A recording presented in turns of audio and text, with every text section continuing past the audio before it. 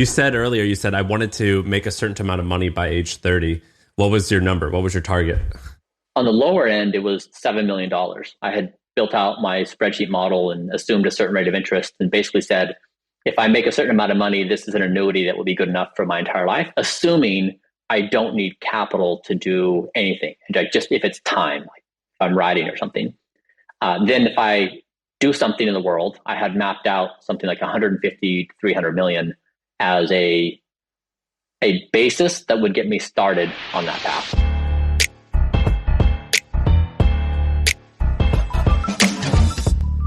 We're officially live. So, Bryan, I've been messaging you for like 6 or 8 months now, but basically I'll give like a very brief background and you can kind of like tell us a little bit more because inevitably I'll miss something. But you've started a bunch of stuff. Probably the biggest thing is Braintree. I think you bootstrapped that, right? I did. So you bootstrapped that, sold it for like something like $800 million to PayPal. You guys also bought Venmo, which I think is like the greatest acquisition, one of the best acquisitions of all time, because you bought it for kind of nothing compared to what it is now. And then you've done a bunch of other things. You've done Kernel, which is interesting, but you have this a fund that's kind of interesting. But the thing that I started reading was your new thing called Blueprint, which I'm kind of an idiot, and so the stupid way of describing it is like you have your biological age. And then you have your chronological age. Your chronological age is just how many years old you are. And then you have your biological, which is it measures a bunch of different things like your organs, your blood. And you're basically trying to reverse your biological age faster than the chronological age goes up, which inevitably means you live forever. I mean, is that basically it? And you're blogging and like sharing everything along the way. Is that right? Great job. So there, Bryan, what is your chronological age and what is your current biological age? I left my mother's womb 45 years ago. And biologically, I'm a few hundred different ages. And so for example, if you're looking at the age of your heart, you can characterize the age of the heart through a few dozen markers. You can do the same thing with other parts of the body. So you're actually a collection of some very large number of markers because different parts of the body age at different speeds, and then your life choices and environment also affects that. So I want to ask you all about this Blueprint thing because I think it's amazing. But can I ask you a few questions about Braintree first? Please. So Braintree, I mean, like, you guys are owned by PayPal now. Another competitor to yours, I think, is Stripe, which is, these are like high tech companies, pretty complicated things.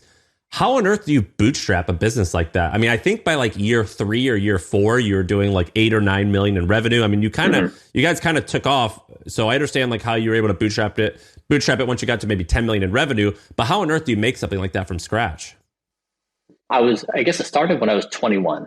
I decided that I wanted to try to do something meaningful for humanity. I grew up reading a whole bunch of biographies about people who had done things in their time and place, and I admired people who tried to identify the thing on the horizon that was barely reachable during their lifetimes, and they went after it.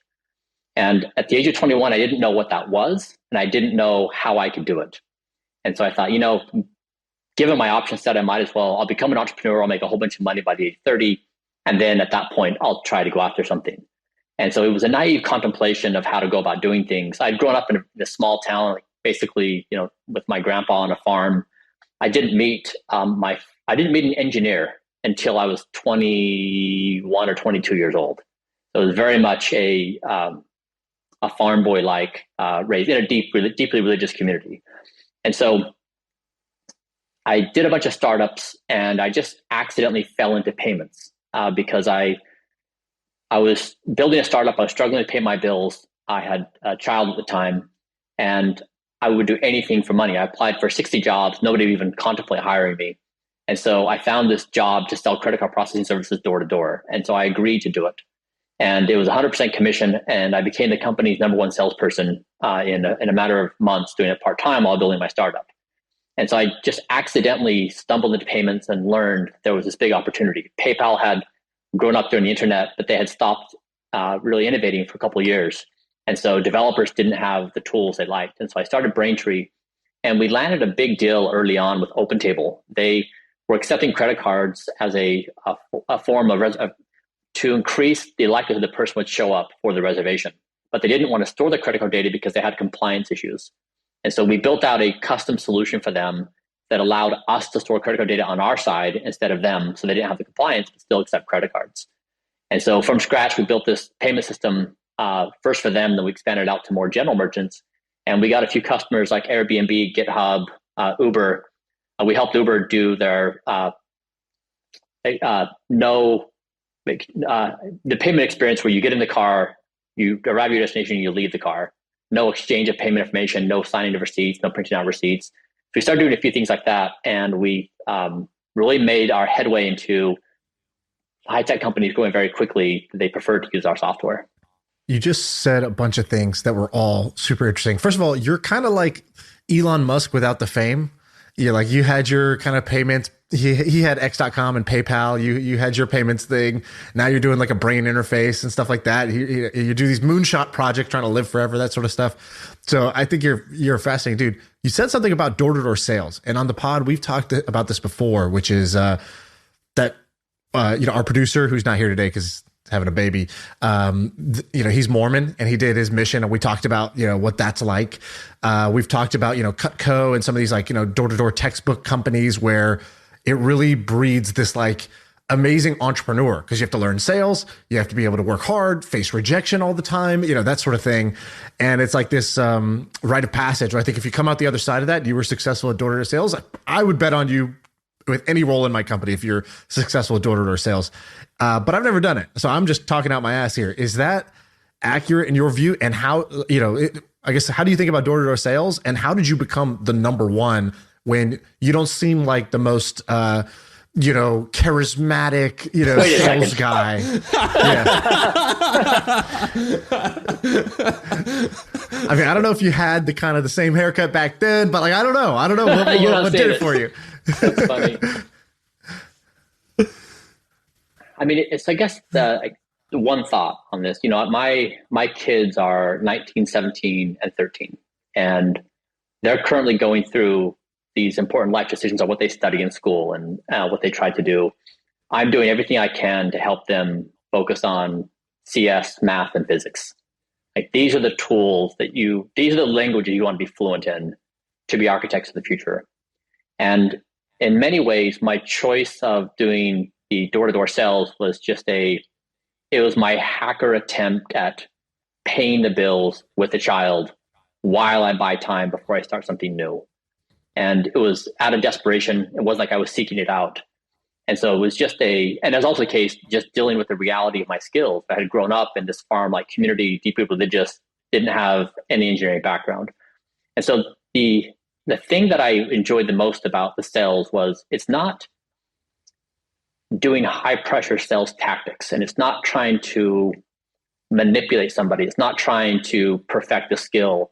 It's about getting in and figuring out the system, what is really going on. And if you jump into the world of payments in the year 2007, when I started this, it was defined by deep distrust.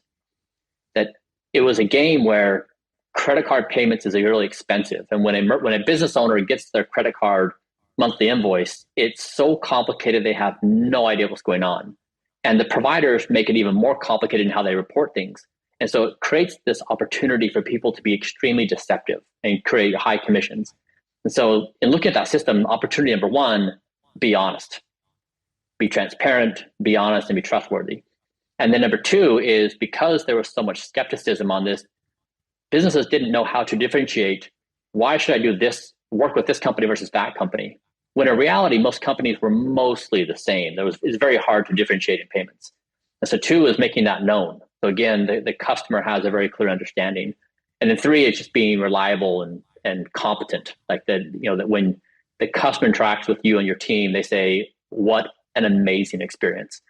And so it was, once you figure out how the system worked, it was very easy to solve. And so I would just walk in, and the moment you walk in the store, they can tell you're not a customer by the way you're dressed and maybe the way you're walking, whatever. And they immediately hate you.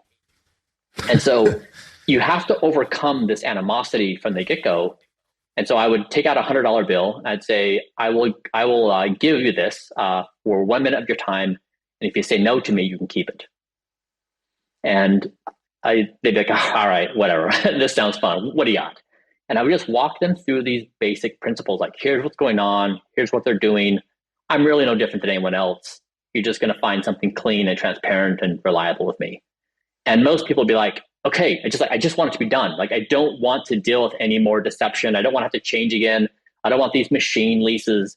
And so it was really just, again, it's system deconstruction and reconfiguration.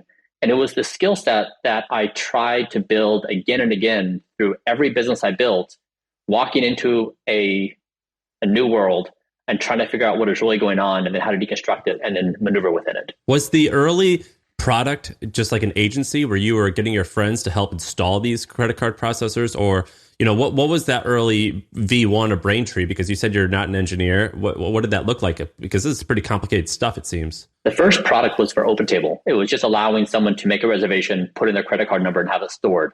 So to the user, it appeared as if I was entering my credit card information in the OpenTable system, when in fact they were entering it into our system behind the scenes. And so who built it? I had a team of engineers, of software engineers do it. And how'd you fund that? I had made enough money from selling this stuff door to door that I could bootstrap it and hire them. How much did you make roughly? Did you do it for like a year or something like that to cover the bills and all that? Save, create a stash? 11 months. And I remember at the 11-month mark, my portfolio of customers were generating, I think it was like $59,000 a month of revenue. And I thought that's interesting, right? Like, I mean, I'm coming from this world where my family, we would decide whether to spend our $5 family date budget on going through a car wash, or like going and get something at a restaurant. Like we grew up in such a frugal environment, and then seeing that it was like $59,000 a month. Now, I'd always been wanting to build. I was not willing to trade my time for money. If someone was going to say, I'll pay you $15 an hour to do blank, I didn't want to make that exchange. I wanted to say, I am willing to take zero for an indefinite period of time in exchange for the opportunity to make a whole lot more. And that was true. Like, I didn't make any money until I was really 34 years old. I was the entire time was working for basically zero. But that's when I started seeing that what kind of money you could make in payments on this residual revenue basis. The $59,000, that was what you were getting as your residuals, or that's what the company was getting? The company was, and they were giving me a cut. Yeah. And so you're getting a cut of that. And so you're saying these things where you're like, I knew I didn't want to trade time for money, or like I wanted to like do the biggest like technological breakthrough and I didn't know what that was. So I first decided to make some money, and by 30, I'll have that figured out.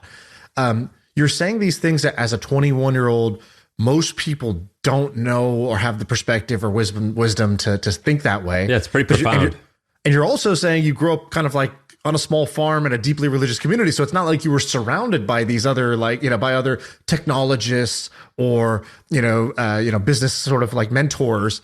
So where is this coming from? Did you read, and even this like $100 bill trick, like, did you read like how to Think and Grow Rich, or like what, did you read any biographies or books that like changed your way, or how the heck did you do this as a small farm boy to like get this type of thinking in your brain? I could probably make up an answer. It seems to me right now, I have no idea. What books, what biographies? You said you read a lot of biographies. What were you reading that changed your life? I mean, I've probably read over 100, maybe even 200 biographies at this point. And like, for example, I would go on deep dives of trying to understand certain world history events like World War II. And so one interesting biography I read is of a gentleman, Dietrich Bonhoeffer. He was trying to assassinate Hitler. And so you understand World War II, and he was deeply religious. You understand World War II and Germany and Nazism through the frame of this individual and his plans to go about and his observations about what other people were doing in the community. And so I found like these biographies provided this back door on how to understand events as they were told to me in school. In school, you have this highly compressed version of history of like, all right, everybody, let's get on the same page if we understand these big things that happened. But you really miss out on the nuance. And we all know how flawed historical accounts are, because of just the nature of humans and the way people write history.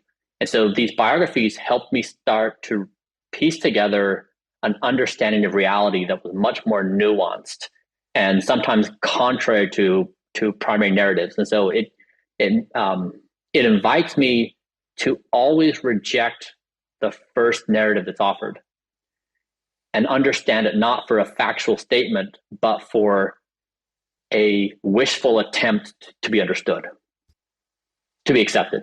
You said earlier, I wanted to make a certain amount of money by age 30. What was your number? What was your target?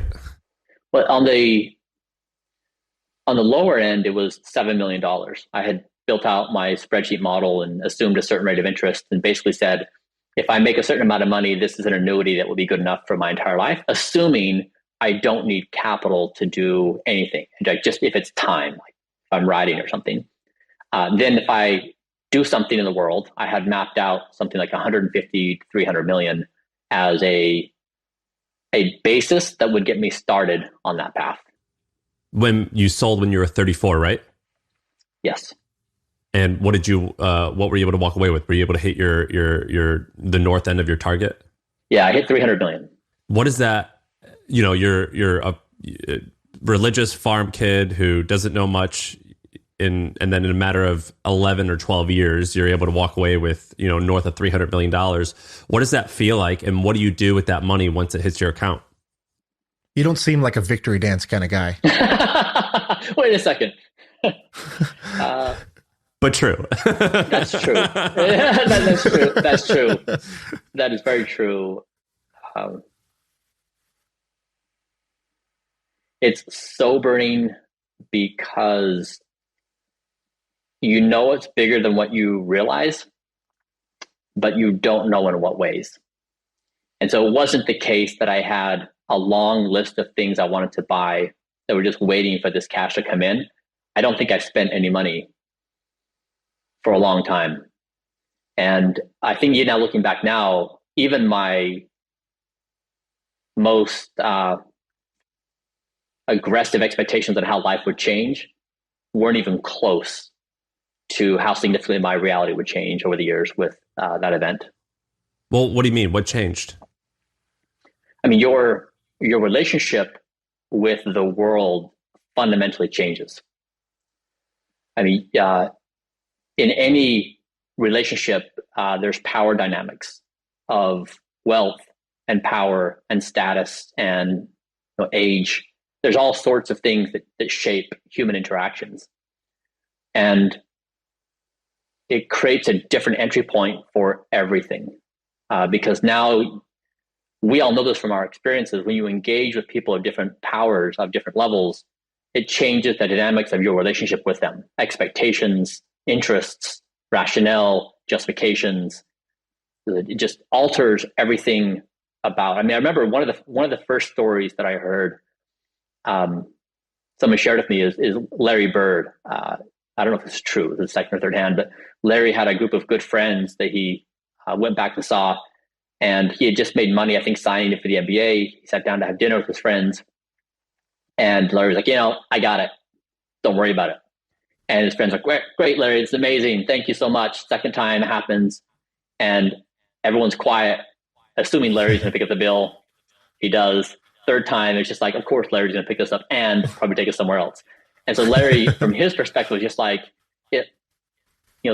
the fun was removed because now instead of me being able to do something, be generous with someone, I'm now in this expectation. And so it deterred him from wanting to interact with these people because there was this expectation on him that anything he did, there would be this expectation. And so it is I think anyone who's experienced fame or anything of the sort, there are these underlying dynamics of human interactions, which are just a reality for everybody. And it would have been helpful, I think, thinking back, if I could have spoken to somebody and if they said, hey, let me just share 5 really important things with you on what it means to have money and how you can best navigate this, because it's taken me some time to learn. Well, there's probably going to be like 150,000 people that listen to this. You could be that mentor for them. So what would you say? What are those 5 things? Or give us 3 at least. One is transparency of intent. When you're with somebody, it's very important that you establish why you're doing what you're doing and the roles you're going to play with each other. If it's ambiguous, then it creates complications in your relationship. And so it's unpleasant for anyone to be surprised in a relationship of what somebody really wants in the relationship. So just transparency, like we're doing this under these conditions. Two, I'd say that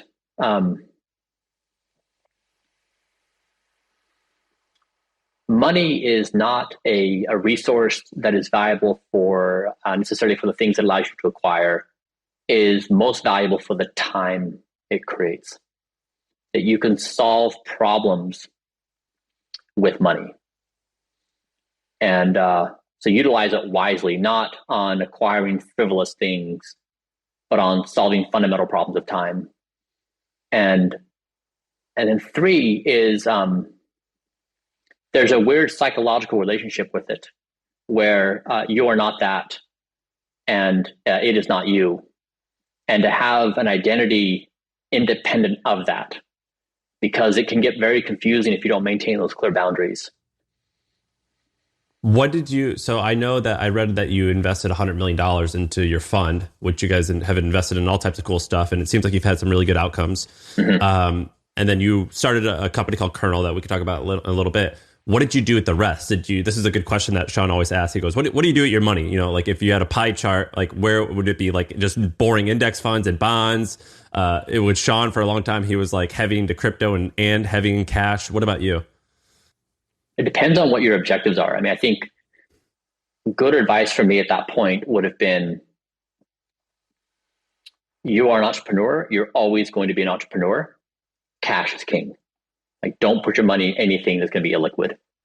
So there's been times in the past couple of years where I desperately needed cash, and I didn't have liquid levels that I wanted it.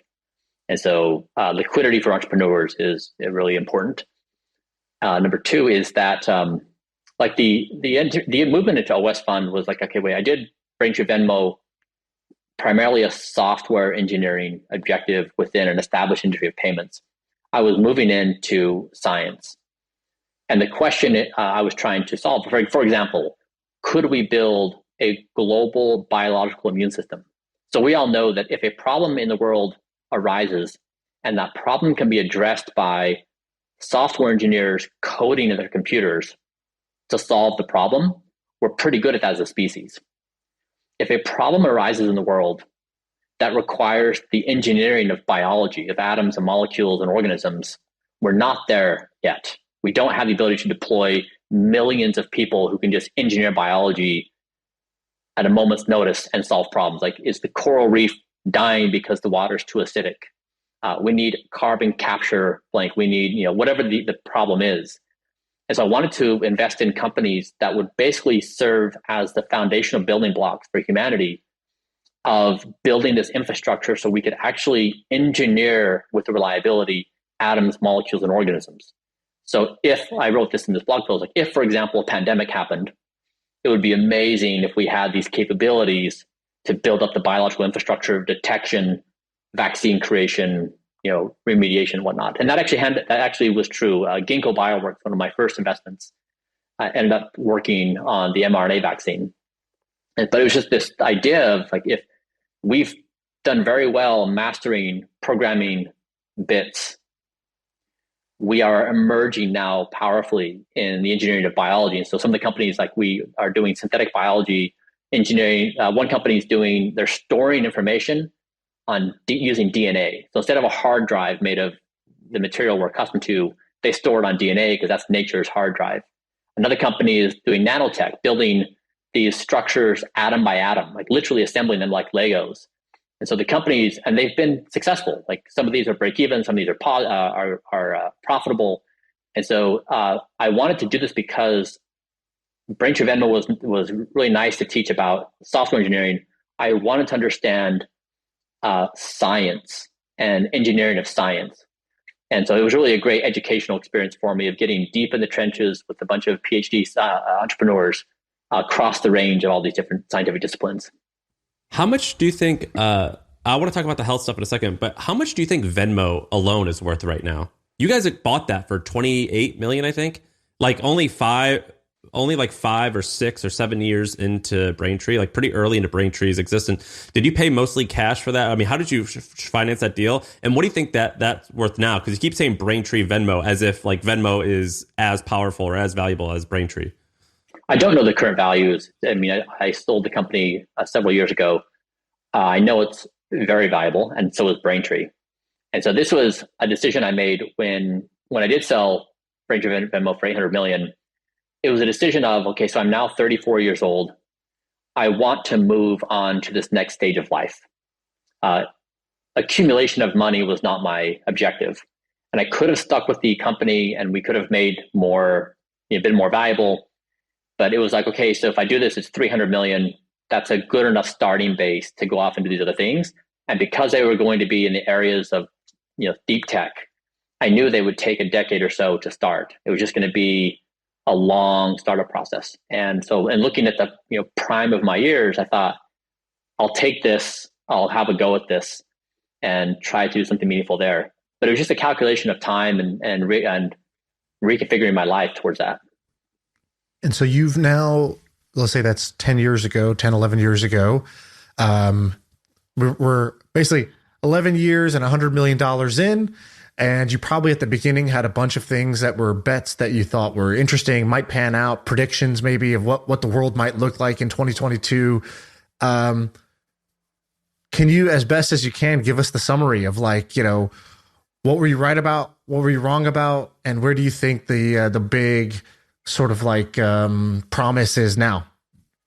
The venture fund has been remarkably successful, especially as a newbie into this world. The number of good investments relative to bad investments is extremely high. So I'd say we've done remarkably well on the deep tech side with synthetic biology, genomics, nanotech. On Kernel, I think we nailed the technology selection. Initially, there was the idea was, could we make brain measurement ubiquitous in society? So we can measure almost everything about ourselves in a fairly routine way, except for our brains. We don't have good technology. And explain what Kernel is. People listeners probably don't know what Kernel is. So I've just seen it as like a helmet that you put on, and like you think something, and you could change like something on a computer because of your brain waves. And so if you think about so wearables are a familiar concept. We put this thing on our fingers or our wrists, and it gives us data like sleep stats, respiration rate, heart rate, cardiovascular expenditure, and exercise. Like we get this set of data, and it's pretty easy to acquire. And then we can use this information to help us understand our health and wellness. We currently can't do that for our brain. So if I have a question, am I in the early stages of cognitive decline? Do I have anxiety? If so, what kind of anxiety? Do I have depression? Or what kind of depression? Is my lifestyle conducive to states of focus or not? What is my emotional reaction to things? Just really basic questions. And most people think that their self-awareness is basically the sensor system that captures their brain. Like, because I'm conscious and because I can feel when I have a headache, it basically is a robust enough sensor system to do it. And that's not correct. So much happens in our brain that we are unaware of, and there's so much data in our brain that is informative to what we want to do. And so at Kernel, what we've done is we've built a neuroimaging helmet, like you said, Sam. You just put it on your head. It takes 1 minute to set up. It uses light to measure the brain activity. And these brain activity patterns are extremely informative. So for example, I was a pilot participant for a ketamine study.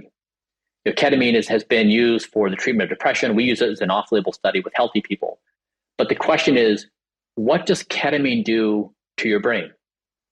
And you, of course, someone can do ketamine. They can be like, "Hey, Sam, how was ketamine?" Like, I don't know. I was like in a different dimension, and I think I feel better, but I'm not sure. But it's kind of like, how was your sleep for the past week? It's an extremely imprecise answer, and you're going on this subjective self-assessment. Your memories fade, and you don't really know, and it's a disaster.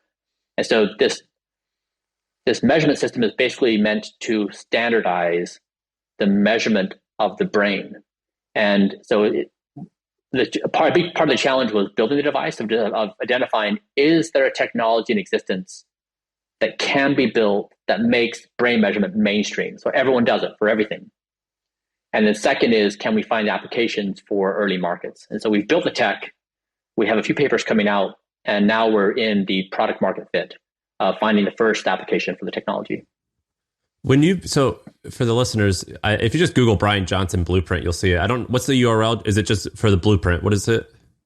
Blueprint.bryanjohnson.co. Sorry, Sam, one final comment on this, just to make this maybe an attempt at making this intuitive. When people begin experiencing cognitive decline, and this may be true what happens with intoxication with alcohol too. We just did an alcohol study. When your brain is impaired, like we just saw this with alcohol, with moderate alcohol, your brain compensates for the deficiency. And so you can't pick up the impairment, but you can record it and identify it. But at a certain level of intoxication, your brain can no longer make up for that impairment. And so then it reveals itself in impairment in behavior. And so that's true with somebody who may be experiencing cognitive decline. You may be along the path of cognitive decline, and you may say, I feel great, I seem great, I'm moving great, everything's great, but you just can't pick it up. And so it's the value of like, oh, wouldn't it be amazing if I had the ability to measure my brain on a routine basis that informs me of these things that I myself cannot identify? And wouldn't it be neat if everyone did it and it was just incorporated into standard of care across all things and how we dealt with our mental health and wellness, all the above. Is there anything people can do if they're in cognitive decline, or is it just sort of like, well, I've measured this, sad news. All right. I don't have a Shaan, way to sober up. Have you guys ever seen on 23andMe or something like that? They used to have like so I guess Alzheimer's is genetic, and like there's like a particular type of gene that you could have that increases the likelihood that you're going to have it. And 23andMe used to do this thing where they said, all right, you have it, but before we could even tell you if you have it, you have to sign this paperwork saying you're not going to assume this is a diagnosis and you can't flip out. Well, I had it, and then, I did flip out.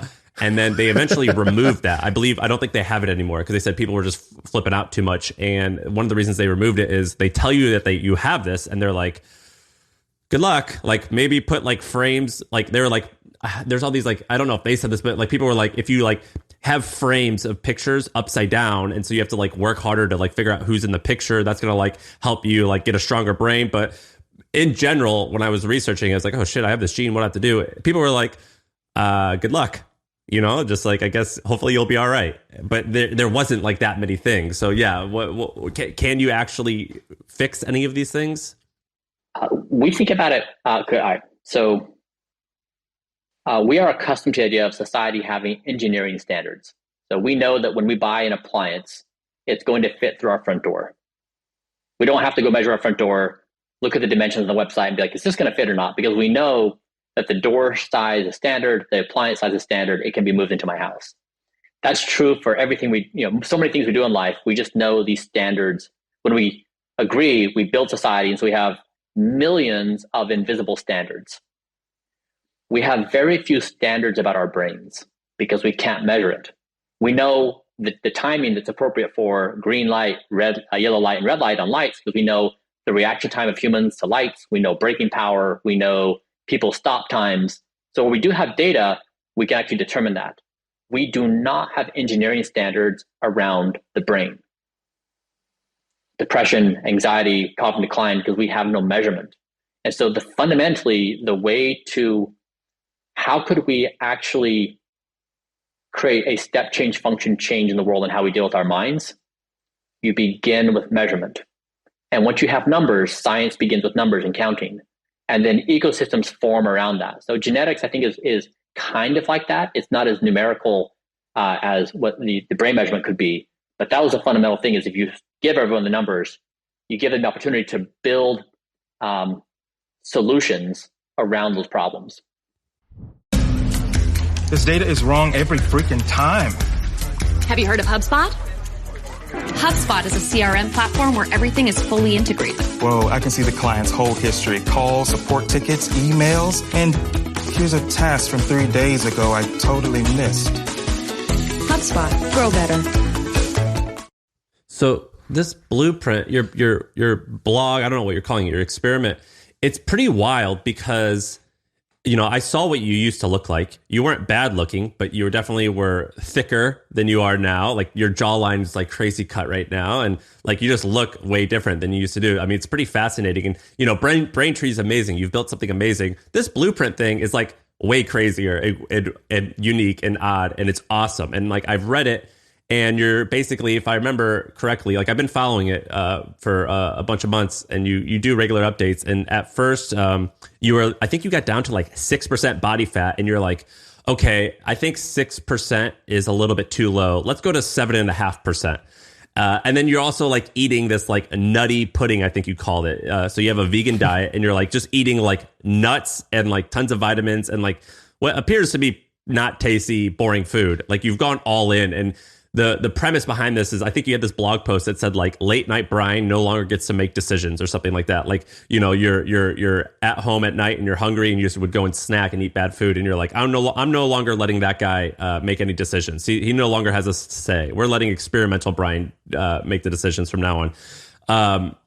This thing's crazy, man. Why are you doing this? And what have you found to be actually meaningful versus not meaningful? And by the way, you're doing the knees over toes guy thing. I noticed you're like walking backwards. You're doing the tibialis raises. This guy was onto something. You're doing it. It looked like. I am. Yeah, I mean, so Blueprint for me, this goes back to the age of 21, and to me, this is the best answer I've ever come up with in my life. If you pose the question, how can we imagine the human race and intelligence generally surviving itself and thriving? Like, what is our plan as a species to thrive? Blueprint, to me, is the best idea I've ever come up with, and the most practical idea I've ever come up with to address that. And so from the outside perspective, it appears to be health and wellness and anti-aging and whatnot. That's all true. But really, it's a philosophical endeavor for the future of intelligence. And so the way I would abridge this is, this began in basically I had a problem of overeating every day. Every night at 7 p.m. I would overeat. I'd either have a second serving for dinner or a third serving, or have desserts, or do something that I would consider to be self-harm, like eating too much food, the wrong food, and it was just causing bad things to me. I couldn't sleep well. I was overweight, like all the above. And so I tried everything to fix it, and I couldn't. And so I playfully said, I'm going to fire Evening Bryan, because the Bryan who wakes up in the morning, he exercises, he does really well eating, same with lunch Bryan. But this 5 p.m. to 10 p.m. Bryan, like, boy, is he a rascal. He's always making the wrong choice. Like, I could absolutely rely upon him to make the wrong choice. And he always had an infinite number of reasons on why today was okay to do the thing. And so I was like, you know what? I've had it. Like, he's done. He's absolutely out. And so I playfully wrote this blog post of like, all Bryans got together. We had a discussion. We're like, Bryan, you're making this thing awful. And so I revoked his authority from 5 p.m. to 10 p.m. to eat. And so what started off as like this playful thing now turned into what I basically have done to my entire system is I now only eat what my body asks for according to data and science. Have you not done that at all? Have you had any splurges since you've started this? And do you ever intend to do that? I have had infractions, yes. Although I think this is the most interesting part of the entire thing. So just to be clear, the starting point, this is a big deviation from how society is structured right now. Right now, our minds have unquestioned authority in deciding what we eat. So if you think about your daily life, you go to the store and you walk down aisles, you're like, maybe this, maybe that. You decide how much you put on your plate. You decide if you go to a restaurant, you're presented with a menu. You decide if you're going to have a pizza party. You decide if you're going to eat Doritos. Like, you're making these decisions all the time. And it's a combination of how you feel, what you want, like, you're trying to be good or whatever, but you're basically giving your mind unquestioned authority to do it. Blueprint flips that, and it says, my mind has 0 authority. My body has 100% authority. So the measurement of my heart and liver and lungs and DNA methylation patterns, it directly asks for what it wants via data. And I can never override it. And so in this idea, so the thought experiment is, if you could achieve perfect health and maintain perfect health, but it required you to accept basically what an algorithm was doing to deliver what you eat and when you eat, would you do it? And then in that thought experiment, Sam, and I've had this conversation hundreds of times now, the reaction people have is almost this fear response. And their conscious mind panics. And it's like, I see it like a computer screen scrolling of like infinite number of questions. But like, what if Cheetos, pizza, party, 7 to 8, like whatever. And then the mind is panicking for the contemplation of loss of control, that it can't do the things that it thinks, that then the mind says, the only way I can be happy in existence is if I still get to choose what I do when I do it. And the mind cannot get over it. It cannot just say, hold tight. Like, is it possible? Like, let me just contemplate. Is it possible that I am a self-harm machine? I cannot stop myself from committing self-harm. I probably will never be able to do it. And if I keep on doing this, it's probably going to lead to a predictable outcome. And so it's such an interesting interaction of rolling through this thing of, and I think it's really on par if we say, like, what are the major things that have impacted humanity? Is the Earth the center of the universe? Or, is there an evolutionary force creating all things on Earth? I think this one could be on that scale of a societal understanding that our unquestioned granting of authority to our conscious minds is at the root of all of our problems in society. And so the contemplation here is, if I imagine this, could I stop self-harm from happening inside of Bryan? Because just like there's wars going on and there's all these tribal factions in the world, the same thing is going on inside of me with my own body and my cravings and whatever else. I've achieved goal alignment within myself on this program. And so that's really what this whole thing is about, is it's trying to think through, how could I achieve goal alignment? And we hear a lot about AI goal alignment with humans and that being an existential threat. That I think the more interesting starting point is not for me to look on the other side of my eyeballs and say, let me find everyone else who's got a problem in the world. Let me look at myself and say, what is my own internal chaos and war? And can I even try to resolve conflict within myself? There's a part of me that's like, wow, this is incredible. I'm going through the Blueprint site. I'm looking at the routine. I'm looking at the photo. I mean, you're completely shredded. This is amazing. So there's part of me that's like, wow, this is incredible. And then there's a part of me that's like, you're doing the thing a little bit where it's like, is this mayo? No, he's calling it aioli, where it's like, oh, wow, this is not only just great for your health, this is transcendence for the race and the society. And I'm like, okay, maybe I could see how that's true. But it does seem like you're not actually, it's not that your body's deciding. Your brain has just decided, I'm going to use data about what my body wants instead of impulse, whatever my impulse driven, brain was trying to do before. But like, I guess regardless, when I look at this, I'm like, this is amazing, but man, this looks like a full-time effort plus PhD level intelligence, plus a bunch of money to be able to do this. I think he said his cost, by the way. His cost, I think, say like $3,000 a month. Like, it's not like crazy. Well, I think it's $3,000 a month, but it's also like the mental energy that you would have to put towards doing this is like, the real cost. So, but you did it in service of other people too. So like, what is the 80-20? What have you discovered or been the highest leverage changes? I know it's in this, but say it out loud because not everyone's going to go read the whole thing. So like, what are the highest leverage changes that you were able to make during this experiment? So first, Shaan, on this, maybe just a reflection. Why is it in society do we accept this ferocious system to invite everyone to commit self-harm.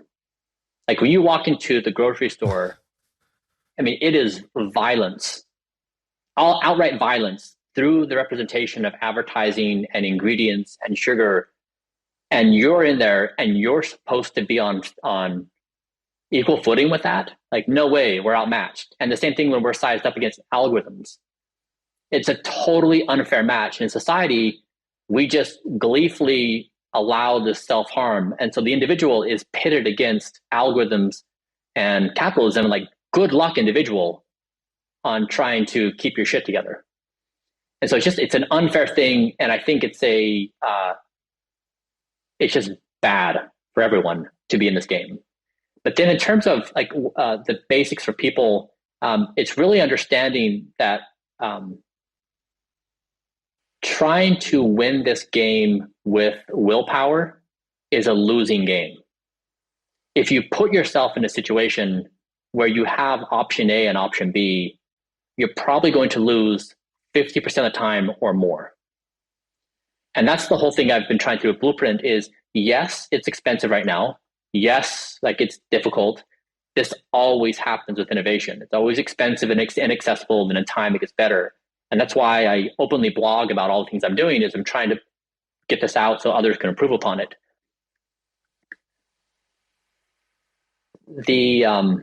I think the most important thing that someone could do to win here would be to accept the basic principle that it's a system that drives what you eat.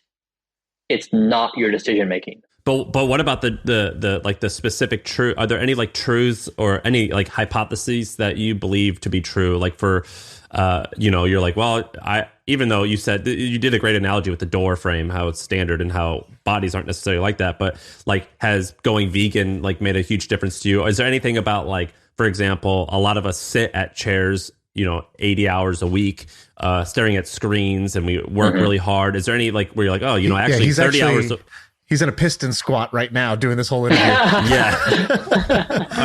Are you like, well, like 30 hours is, I think in what's the Israeli guy, he wrote the book Homo Sapiens. In one of his books, he was like, like hunter and gatherers worked only 30 hours a week. And that kind of seems like an ideal number. Is there anything like just sapiens, no homo. Okay. My bad. I'm inclusive. So yeah. Is there any truths that you've discovered for you that, it maybe is not right for everyone else? I got my pilot's license several years ago. And in doing so, I was assessing the risk of death. And one of the stats that stood out to me was that over 70% of incidents in aviation were attributable to amateur pilots. And so while I went through the certification of every plane I flew, I was type rated in every plane and whatnot, I refused to fly alone because I knew the risk of error was just, the math was there, the stats were there. The same is true with health and wellness. I tried to do this on my own, almost like going around this little bag, listening to podcasts, reading books, reading literature, and trying to put little gems of insight into my bag and try to piece together my own protocol. It's the same as trying to fly an airplane by myself. Even though I study it, I get typed in it, my error rate is just going to be very high. And then 3 is that the value here in this conversation would not be somebody feeling motivated in this moment of doing something good because tomorrow they're going to fail. And it's also the value here is not debating, is a vegan diet better than a carnivore diet?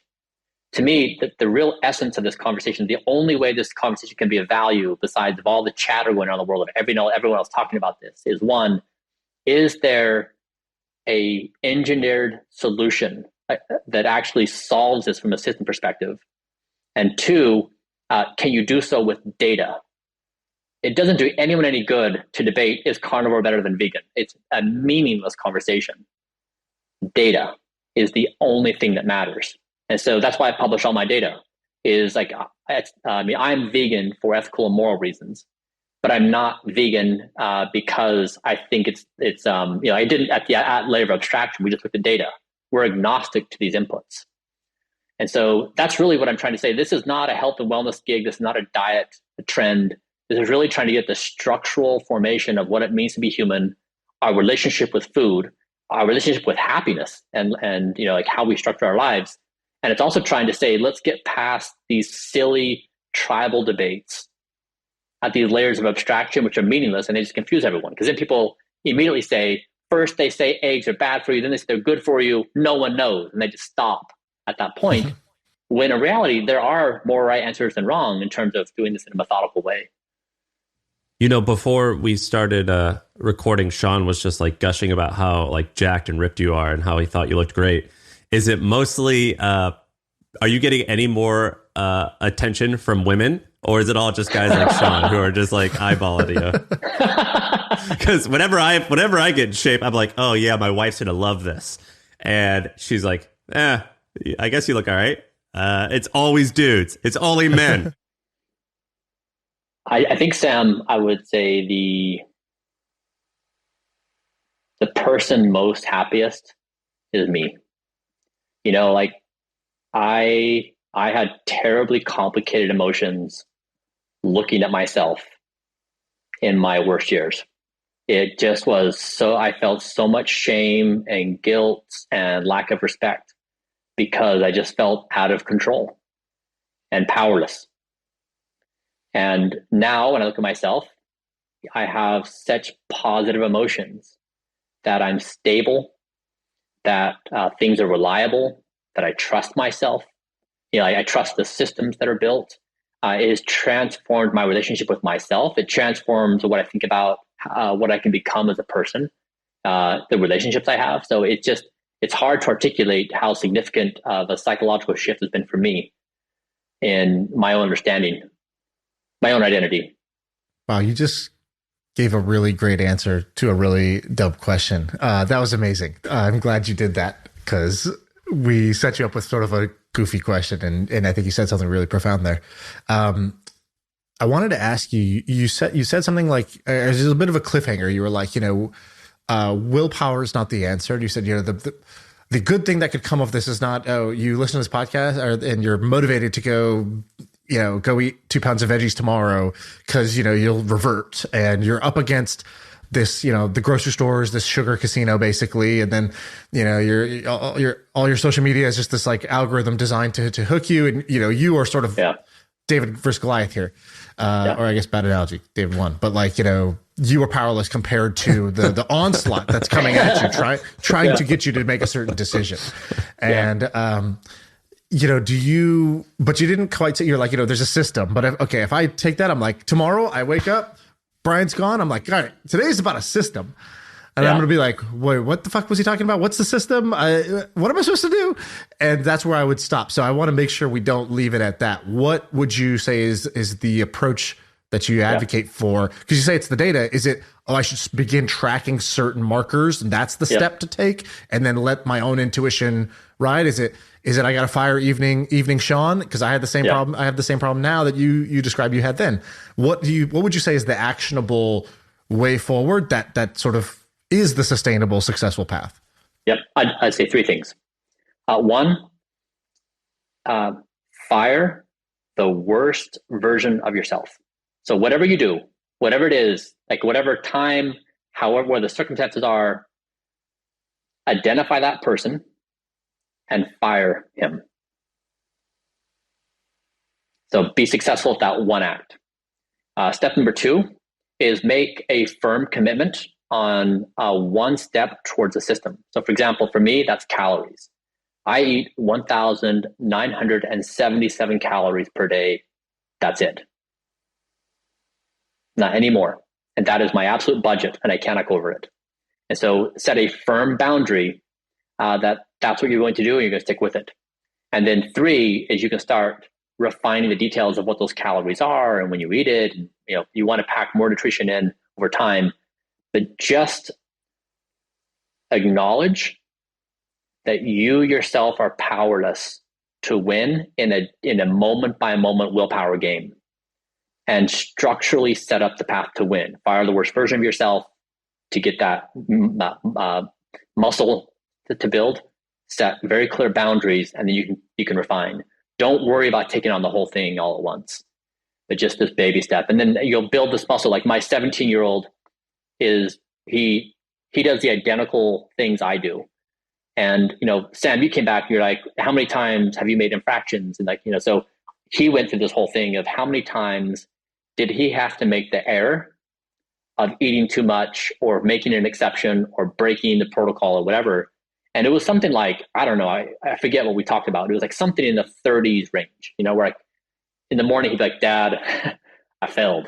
Like, fine, right? Like, but he finally got to the same point where I did, where you can get to that moment and you're tempted to do something and you can model out exactly how it's going to feel to do that thing. And you can model out exactly what it's going to feel like after you've done that thing. You can model out your sleep and you can model out your next morning, how you feel about yourself. And pretty soon the simulation becomes so clear in your mind. You're like, yeah, no, like there's nothing in that series of events where I win, like literally nowhere. Why am I going to do it?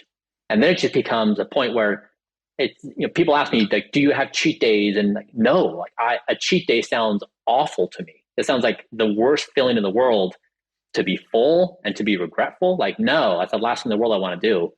These baby steps, and then you build up your muscles, and then it like soon just becomes a way of being. You're clearly incredibly unique. You're very insightful. You're very wise. You're a person who, like, you talk to me and I'm like, oh man, this guy has a lot of things figured out. But you're also you're like very precise, and you're like, I follow the data. Were you a good manager, you think? Did people like working with you and for you, or did they find you to be just like too challenging because you're so you're just so you're very unique? Yeah. I mean, I joked with my team at Braintree that I didn't care what they thought. I only cared to learn what their significant others thought, because it's very hard to get someone's real opinion of you, because it's difficult for someone to be honest. But when we all know, when we go home from work and we're talking to our significant others, like that's the truth serum in action, like where we really say something. And so I do have some data where people have said I'm the best boss they've ever had in their life. I'm sure other people dislike the way I do certain things, but I certainly, I care deeply about being a high value person in these people's lives. And so not only, a good steward of the business, but creating an environment where they become their best selves. Was that a learned behavior? But was that like a learned behavior? Like, were you like, well, if I treat people right, I'm going to get my outcome? Or was it just like is this how you were raised? Like what motivated that? Yeah, it just feels like the right way to do things. I mean, like if you think about like more structurally in society, we accept this exchange of spending our life points for a system of rewards that includes status and wealth and something else. And I suppose why I bring this up is I think we all know how much money is in our bank account. We know how much we weigh. We know how many followers, social media followers we have. But we don't know, for example, our speed of aging. Like, how fast are you aging in this moment?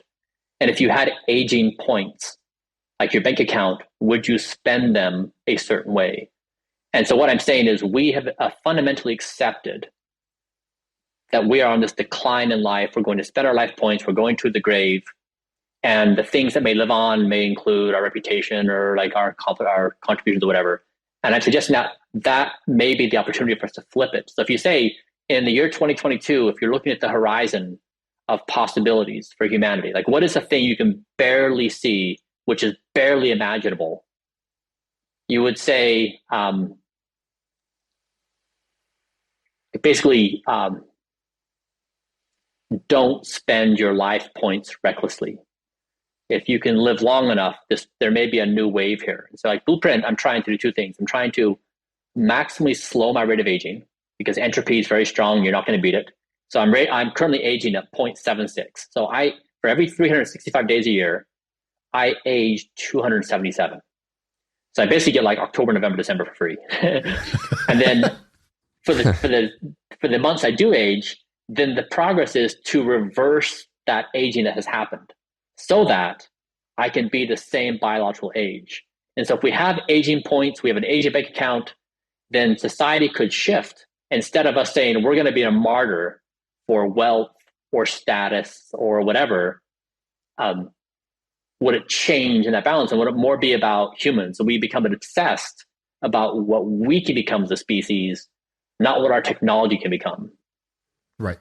And let me ask you, like a lot of people who listen to this are entrepreneurs. And I think one of the cool things when we have somebody like you come on versus like, you know, our buddy who's doing like a vending machine arbitrage and like, you know, he tells a different story, which is like, oh, this is great. I got this income stream coming in and I was able to quit my job and do this thing, right? That's one sort of inspiring story.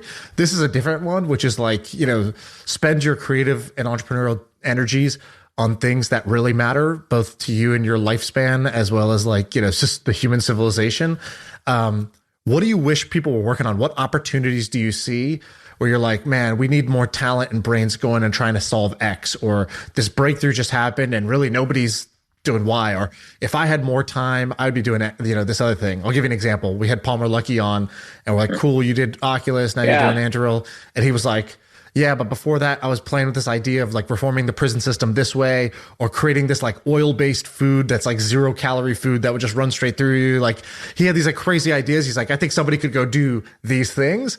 Do you have any ideas like that are like, you know, I think somebody could go do X? I do, a lot of them, but I would say I'm really obsessed with one. That's goal alignment or cooperation. At the basis of everything that exists on planet Earth, there's a singular question at play. Can it cooperate? And so this blueprint thing, this question is, can I bring world peace to Bryan in my body? The answer is yes, I did. Now my mind is a whole other thing, right? The negative self-talk, like all the stuff that goes on in my brain, that's an entirely different project. But blueprint is applicable to climate change. It's the same thing. If we were to measure the world with millions of data points and let the Earth speak, and then we work within those constraints, that's the solution for how we can coexist with a healthy planet. Versus right now, our minds overrun the planet. We do what we want, when we want, and how we want, and it comes at the expense of our planet. So just like we're committing self-harm to ourselves, we're committing harm to the Earth. Collectively, it's the same problem. And so if you think about goal alignment within ourselves, between each other, with planet Earth and with AI, it's a gigantic computational goal alignment problem. And so the idea, like this AI alignment problem we talk about now, like between AI and humans, like what? Like we don't have goal alignment within ourselves, let alone between humans, and then humans and AI. It's kind of a crazy notion. Then, you know, like if you look at the number of disconnects on that entire stream, and the starting point in most people's assumptions is, let me start with what I can see and how I can change other people's behavior versus looking in. And so I'd say, yes, I have ideas, but none of them matter, because unless we can solve cooperation, what is it that we have to look forward to as a species? So what's an example of that? So like you talked about basically like goal alignment first with your body, right? And you were able to solve that. And Blueprint is a good example.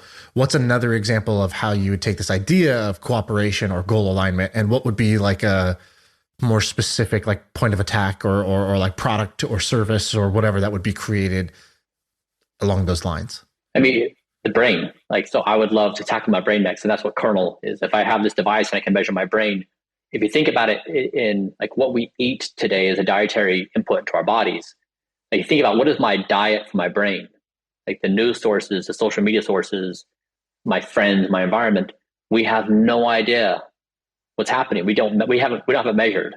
And so is it possible that we basically eat 90% junk food in a given day to our brains, because that's just the way society is structured?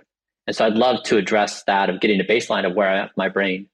And then more broadly, I've been talking to several people who specialists in math and computational methodologies to try to figure out are there mathematical approaches in the same way that John Nash came up with game theory. Are there mathematical approaches to think about how we might solve this between humans and AI, between the humans, AI, and the planet?